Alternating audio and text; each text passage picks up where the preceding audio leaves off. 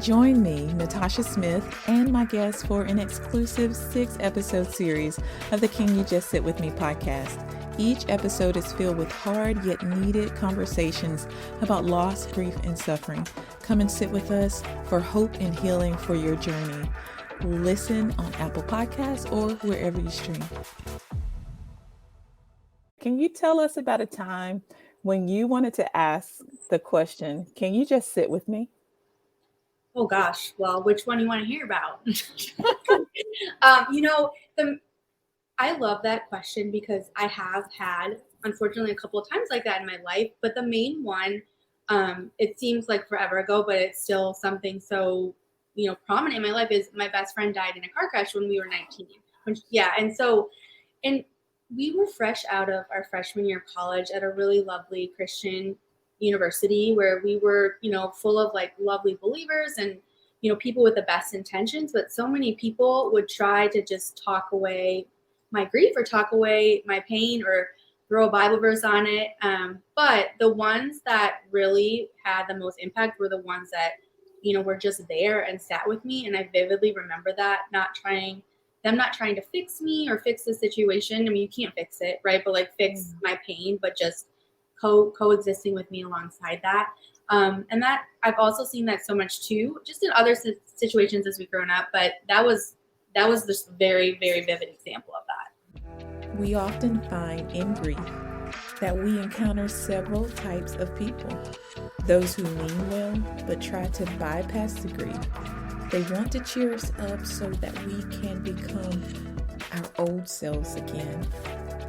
Then there are the ones who may even avoid us altogether. They don't know what to say, and so they stand clear of us. Yet then there are the ones who, for some reason, they come alongside to sit and to stay with us while we allow God to do the work. Wow. Yes. I'm so sorry to hear that. Oh, wow. Yeah. Yeah. Such a weird time for that to happen too. Like after Yeah. freshman year of college when you were just like the world, like it was the best year of your life and you were making all these amazing friends. And then in an instant, you just had to kind of really like flip and kind of really grow up a little bit quicker than you wanted to. So, wow.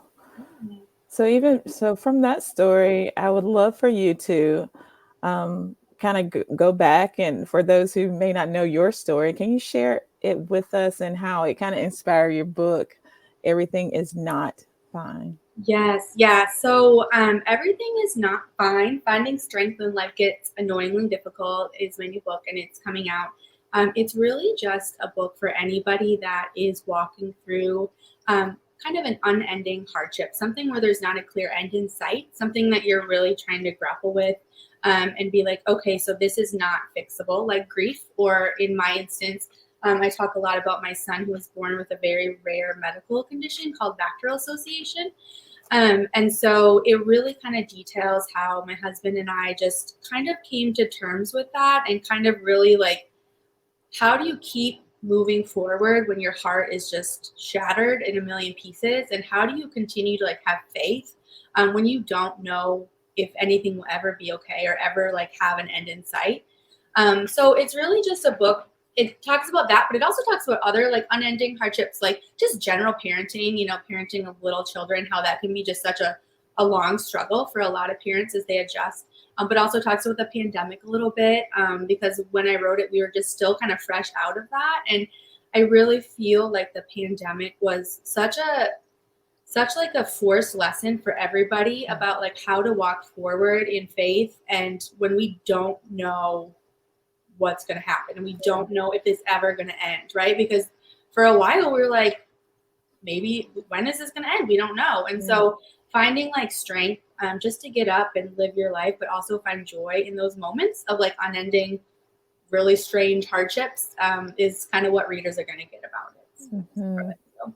Yes, I love it so much. I love the title because we often, walk around and someone's like, "How you doing?" "I'm fine," but we're not. I know. And I know. And it, I wanted that to be the title because there was a time like when I was really like walking through my son's medical diagnosis. So when he was a baby in my belly, we found out he had a heart defect. But then when he was about 1 year old and sitting up, he was really crooked. So we took him in, and then we found he had multiple other malformations on like a lot of his organs and bones and all that. So it was a very long, drawn out, slow parent like form of torture, right? It's like every day you're like, oh, your baby has this wrong, and then this, and then this. And so it was like, there was a point where I was like, this is not fine. Like, it's not fine. And there's something healing with being able to admit that, I feel like, because like for me, I'm a super like bubbly, whatever person, optimistic. But like, there's something so cathartic about being like, okay, let's face the reality. This is not okay. Okay. Death is not okay. Like, sickness of a child is not okay. Right. It's not. And it's never, you can't put a bow on it. Right. You can grow and get stronger through it, but like, still, it kind of sucks along the way. So just being able to kind of admit that to myself and kind of using that as the baseline to grow forward was just really a really big healing step in my journey. Yeah. I kind of want to tie that into even the loss of your best friend again. Just kind of bring back up, because I feel like I might have rushed through that too quickly. You know what? It was in the first book, but not really in the second one. So that was kind of like something that I touched in my other book, The Gap Decade, because that's more about like 20s, and that was just a huge part of it. I don't even know like if I mentioned it. If I did, and this one is very brief. So yeah. But just from a standpoint of how, because you were at a Christian college, but you still felt, that, maybe there were some that could have not supported better, but they didn't know how to support or react. Do you find that, or did you find that with walking through this with your son?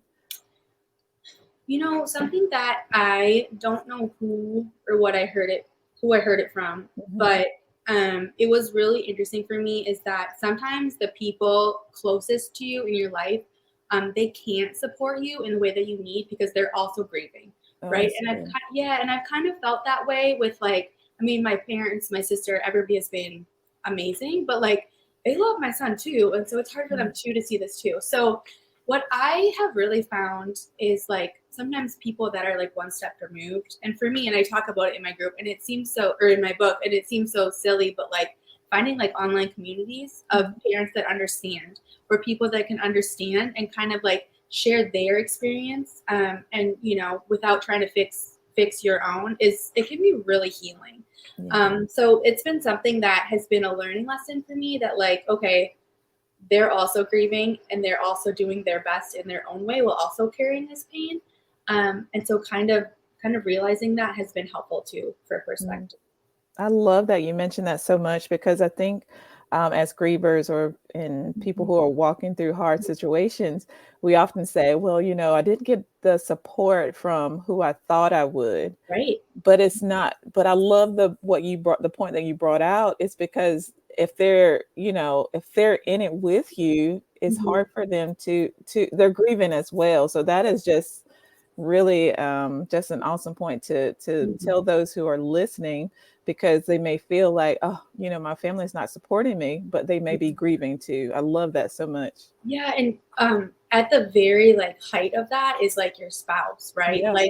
There's been so many times where I've had to like step back and be like, why is he acting like this? And I'm like, because this is his child too, right? And like, and so like, how does he feel and process that within that? And so that's also been a really interesting lesson, because like, a sick child, or you lose someone, like your spouse is going to react in a different way. And we've done our best to like support each other when we both have very low days and low times. We've kind of gotten into our little groove, but that doesn't mean he's sitting there being like cheering me on the sidelines. He's just grieving right next to me, in our own ways, and just giving space to allow for that has been really important. That's so good. That's so important.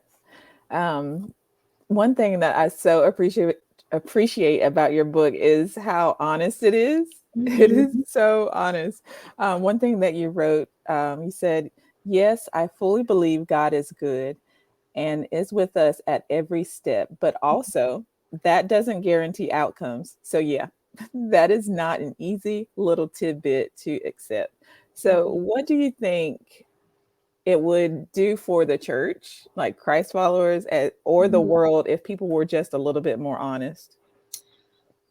Well, I know for me, people that have impacted me and like made me feel like okay the most are the people who have been honest when they're struggling with their faith, with whatever it is, with just being honest about how like I'm doing my best, but it's not that great. You know what I mean? And Yeah. so, but yet, like the Lord is still there and loving you and caring for you along the way.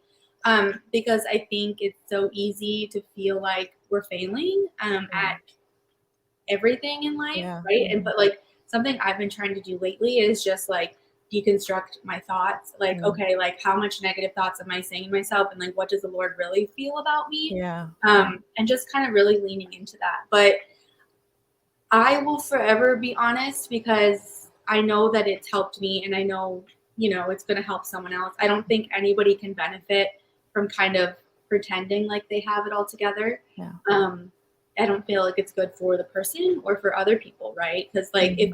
if my mess can help one other person, like that's all I care about. So. Yes, that's so good. It's so important. But I love just reading through your book. It's so again just so honest, and then there's so much truth in it. And I'm like, yeah, girl, Mhm. yeah, it's just so it was fun read for a hard topic. I know. And like I'm so grateful for IVP, my publisher, for like Yeah, being totally okay with that because like they knew what they signed up for yeah, and they've never like kind of put me in a corner and be like, shh, quiet, you know what I mean? So yeah, like it's just I just feel like I love books that feel like you're talking to a friend. yeah. And this is pretty much how I would talk to my friends, Mhm. like over coffee in the church lobby. Like this is Yeah, what we're saying on Sundays to each other. So yeah, I think a little bit of humor is good too. So, yeah. I love it. yeah. And so kind of to go along with what we were just talking about, you mentioned that we should change what it means to be inspirational. Mhm. So let's kind of dive into that a little bit. Like, tell us what you mean by this statement.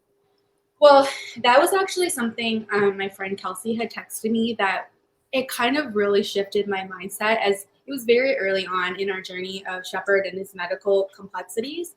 And like, especially as Christians and growing up in the church, you're like, those people who are like, oh, like they just had X, Y, and Z happen to them, but look at how they're, raising their hands and praising the Lord. And like, you're like, oof. And I was like, I don't feel like doing that at all Yeah. right now. And so, um, my friend Kelsey, like, she was just saying, like, maybe, being inspirational, like, you can't really be inspirational until you're kind of on the other side of the big hard thing, Mhm. right?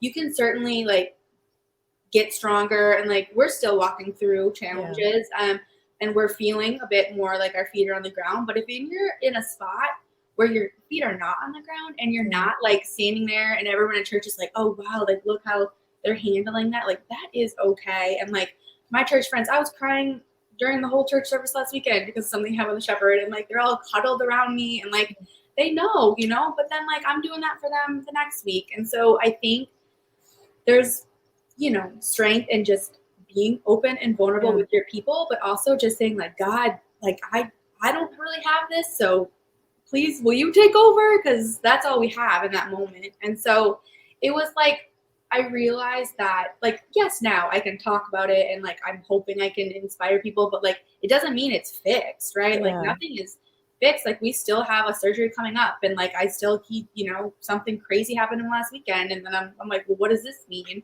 Right. So but I think that like strength does come from being open with your people, with the Lord, and just really like, and sometimes just begging like, God, like keep me upright, right? Because Mhm. that's all I can manage in this moment. Yes. I Yeah. think, again, that's just so important for those who are listening to not feel like, something's wrong with them, basically, Totally. Mhm. like, what's wrong with me? I should be stronger than this. Why am I Mhm. always crying? And so I think it's just really encouraging to hear um, that it's okay.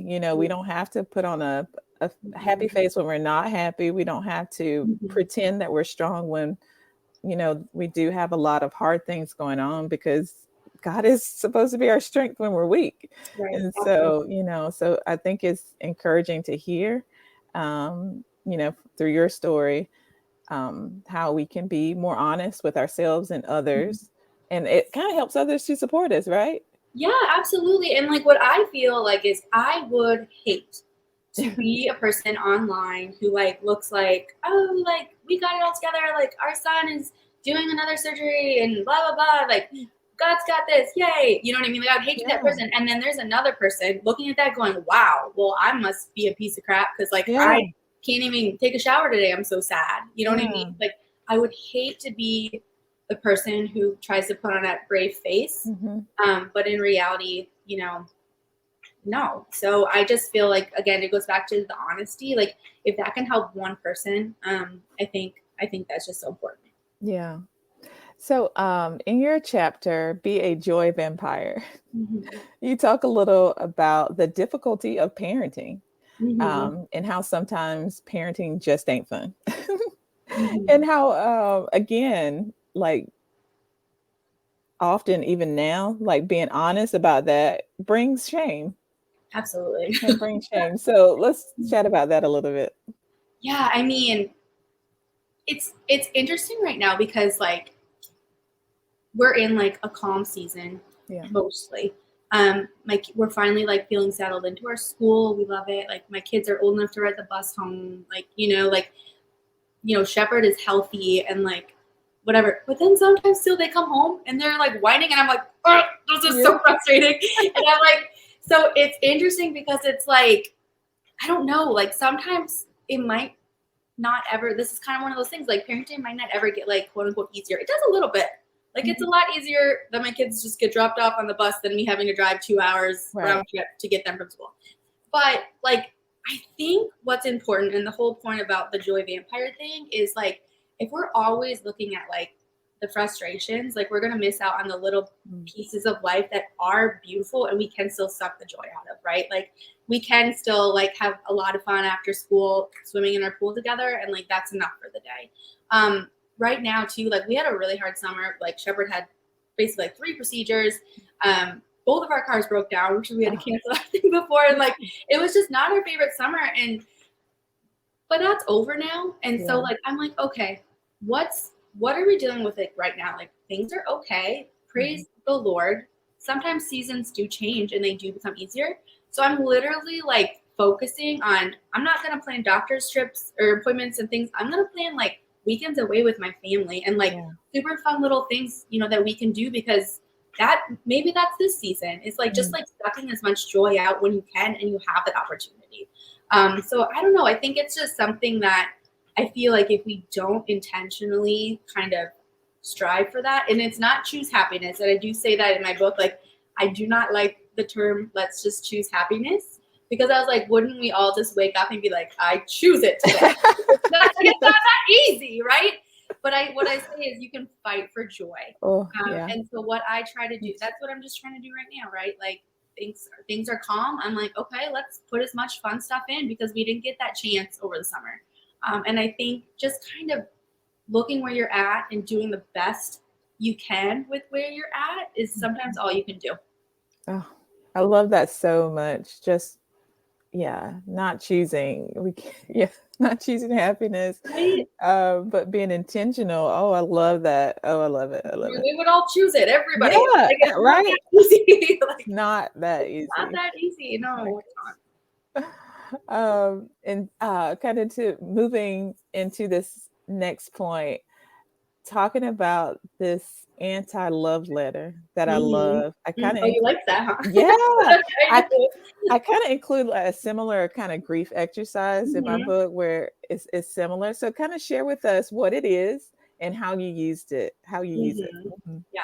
So again, and I don't know if it's like, it's probably like personality, but maybe more like women. Like we often don't like just call it like it is. And like, it's been in the same vein of me being like, oh, it's fine. Everything's fine. I did that with like life circumstances, but also when people would wrong me. And I realized that like what I did is me and my best friend, we started kickboxing. And like I was literally like punching the punching bag like Rocky Balboa, like so weird, but like, and I kept thinking about these people from 2 years ago. It really pissed me off. And I was like, what am I doing? Like I have so much other stuff to worry about. Like, why is this one person, keep coming to mind? And I realized again that like just saying everything is fine and like, oh, like I'm gonna give her grace, like that doesn't always work in terms of like healing. Yes, right. Like as Christians, like forgiveness left and right all day, of course, but that doesn't mean like Jesus was flipping the tables in the temple, right? Yeah. So there's a point where you might need to just like address some things. And so as I was punching, I was like, I don't want to carry this anymore. I was like, this is so weird that like deep down inside me, I'm so mad at this person. And literally it was just a random medical assistant who was very careless with our emotions when we were just getting our diagnosis with Shepherd. And she just told me false information and la, la, la. And for like 6 months, the diagnosis she told me was like playing on repeat in my brain. And I was like, I don't know if my son will ever walk. And that was because of just her carelessness. And so I wrote a letter and I said, I've been to 9 million doctors since you. Like, that was not okay. I know that now. And like, I just wanted to communicate that. And that was it, and like, she didn't write me back or whatever. But I think sometimes just like realizing that sometimes in a respectful way, like I could, I wasn't like a Karen going crazy on her, but like, I was like, this is not okay. Like this harmed my family. And I just think that you need to know that so you don't do that to other people. And when I did that, like it was so cathartic. And so I feel like if there is people listening that someone is like on their heart that, even if it was years back, it might be worth it just to send them that letter, send them that text, like, hey, like I've been thinking about this. And like, I just want you to know, like, you really hurt me. I've forgiven you, but like, I just like, I have to offload this because I don't want to carry this burden anymore. I don't know. Like it helps for me. Yeah. So, yes, I love that. Like I said, it's kind of similar to something, a grief exercise that I mentioned. But instead of sending it, because it can be full of like probably not so nice things. Right. Well, there's that letter too. Like I had to like, edit the version, you know what I mean? I had to edit it down, but yeah. So for that one, you actually burn it. Yeah. So it's like a ready burn, but yeah. Yes. No, and I love that too. And I think that is so important. But in this case, I was like, this girl needs to know. She needs to know what she needs to change her ways. Well, because if she does that to another family, like it was just weird. So anyway, I love that. So what were or have been some practical things that you've done like in this long and hard season to keep you going even when you didn't really feel like it? I love that question. When we were leading up to Shepherd's first surgery, so it wasn't this past summer, but so like 2 summers ago, it was spinal cord surgery. And that is like, and I say in my book, I was like, couldn't have been his toe. Yeah. Like, why did he have to like go full on spinal cord, right? And so I did like do some online therapy, which, that's great, but whatever. But I was like, to this lady, I was like, there's nothing, like we were like 2 weeks out and I was like, nothing can fix this. Like, we're going to do the thing. Like, I'm dying here. Like, how do I get up and get moving? And she literally was like, and it's so simple, but she was like, make a playlist of uplifting songs, like worship songs that are like happy and like, and just play it all day long. Yeah. And I know it seems super simple, but it's like when you're at that point where like my day would be like, get up, get out of bed, try to shower. You know what I mean? Like it was so basic. I was like, I'm just trying to get through like the very basics of life because all I want to do is hide under my covers. Right. Like, and she said that and I was like, okay. And I did it and it helped, you know what I mean? Like until I, and I played that again this past summer, when we were leading up to his next surgery, cause I don't know. And it's really basic. But it's like when you're at that like low point, right? Like after a death or like leading, like if your child is sick or like, you're going through a really tough breakup, whatever it is, like you got to get real simple, right? You got to like, cry out to God, like in 2-word prayers, Yes. That's it. And then like play your playlist, go to Dunkin' and get a good coffee and then just do your best because that's it. Yes. You know? Oh my gosh, I love that so much. I love, love, love that you said that because um, I feel like we take for granted the simple things. Mhm. Or if if those that are listening are supporting someone who is going through, they Mhm. may not understand that they may not understand that. And Right. so, yeah. So this It is can be a lot just to get up and because life has to keep moving forward. mhm, So like doing that with like this huge like sadness over you is hard. It's really hard. right. So a playlist and just really sad prayers. That's all I got. Yeah. That's so good though. I love it so much. Again, it's kind of especially when those who are hurting or in this exact place, Mhm. or similar having a similar experience, just kind of reaffirming and telling them it's okay to just sit, Yes. like that you don't have to kind of try to work up or conjure up some kind of Mhm. feel good feelings. It's okay to sit where Mhm. you are. But I Mhm. love that you were kind of guided to make that playlist because Mhm. it's really kind of not replacing, it can't replace the pain or replace the struggle No. or Right. hardship, but it does shift our, it helps to shift our mind and our thoughts on Jesus, what he has done, what he can Mhm. do. And Yes. so it does change that on the inside of us. So I Yes. love that so Yeah, much. it really does. It does just give your brain like something. Okay, I'm not going to think about this. Let's try to think about this right now. Yeah. And I think having that really simple like tool was just really Mhm. helpful. It really was. Yeah. Yeah, I love that so much. So what can you leave with listeners who are navigating what they may feel like is this never ending thing, like this never ending hard, this issue, this situation, and they kind of feel like there's no hope. Like, what would you say to them? I would say like it's so important to feel your big feelings, right? Mhm. Like you might not want to. I know like after my friend died, I was like, for goodness sakes, can we speed this up? Like I would Yeah. rather, but like you have to walk through the big hard feelings sometimes and it sucks. But like just caring for yourself well during that, it's all you need to focus on. But I also will say that like and I do equate like I feel like my best friend dying was like a crash course. Like I have pulled so many lessons from that I'm dealing with now. Like yes, my son is alive, but like it is so much like I don't know what's gonna happen. Like we have had to grapple with the fact, will he die? Like or like, and so that's it's I feel like it's equally grieving. Like Mhm. it's just interesting. But what I have seen, and I know like we believe in a God that can do miracles, but like, Mhm. yes, I guess he did raise Lazarus from the dead, but like that's really happened a lot lately. But what I have seen is like what I call like a mini modern day miracle. And Yeah. what that is simply like going through a really big hard thing and then still finding joy at the end of it or like in the middle of it. Like I think that is just one of the most beautiful things. It's Mhm. like yes, like your person is gone, yes, like your child is sick, and like yes, like this is your life now, but like God can still bring joy Mhm. um in its time, right? It's not like, oh well, I'm gonna feel better tomorrow. It takes time. I Yeah. think we all know that.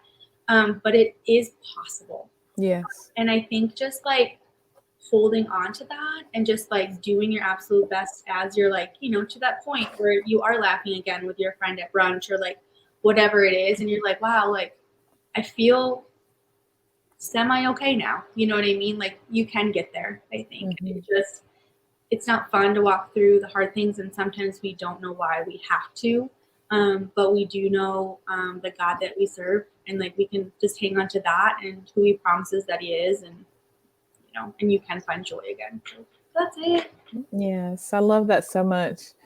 I wanted to say this before we kind of wrap up, just based on something that you just said with grief, Mm-hmm. because you brought out a point that I kind of bring out in my grief book, Mm-hmm. how you feel like the death of your best friend, and Mm-hmm. then what you're walking through, it feels like like it's both Mhm. grieving, Mhm. and that's so true. And Mhm. I think often, like our culture, you know, we equate so much and so heavily grief with the death of a loved one, Yep. but there's living losses. Mhm.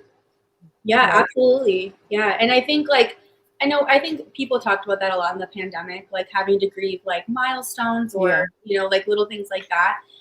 But like I call them like little micro griefs. yeah, that's Like, good. and it's true. Like if we get like news that like, oh, Shepard's gonna have to have surgery again, you know what I mean? Like my husband and I know now that like the next day we're not okay. Like we're just gonna Yeah. we take like at least 24 hours or Mm, however long it takes to like feel those big feelings and like mm, fully just like grieve.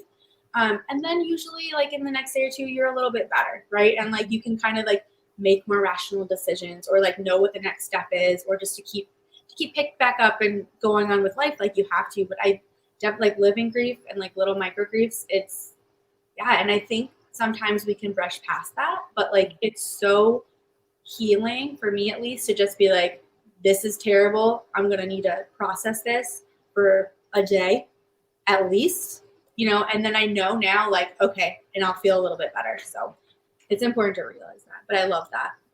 Oh my goodness. I'm so glad you said everything you just said right there, because I don't think people understand that. I love the micro griefs. Yeah. Is that what you call it? How you Micro said that? grief. Yeah. Just a little bit. Yeah. Yeah. Because it needs to be processed. It It does. And I think, like, even now with my friends that are kind of dealing with things like they don't have, like, it's not I don't know. I always have to point that out to people that haven't like had to kind of realize it. Like, hey, like this was really hard. Like, yeah. you're gonna need a minute to like get it back together. So like, give yourself a minute. You know what I mean? And like, it's okay that like the next day you're not like super mom or like whatever. Like, you need a minute. And I do feel like you can, if you feel it and you kind of own it and you kind of work through it, you can feel better soon with those Yeah. little things. But you can't ignore them Yeah. for sure.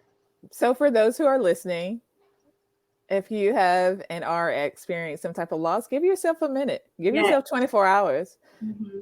Even when things are coming up, even in the future, just this is such a powerful, I think, thing to try to recognize and then actually put into practice. Give yourself that time.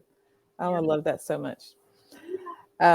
This has been so fun. Yes. You. Again, it's a hard topic, but it feels refreshing. I guess you just bring such a refreshing take on Oh, thank you. how to kind of navigate the hard. Mm-hmm. Well, thank So you I so much. appreciate you so much. Thank you. I appreciate you. I hope you enjoyed listening to this conversation with Katie Schnack on sitting with hard feelings when everything is not fine. Find helpful resources from this episode in the description, including my book, Can You Just Sit With Me? Healthy Grieving for the Losses of Life, and Katie's book, Everything Is Not Fine, Finding Strength When Life Gets Annoyingly Difficult. Be sure to share, rate, and review the podcast on Apple Podcasts or wherever you stream. Thanks again for sitting with me.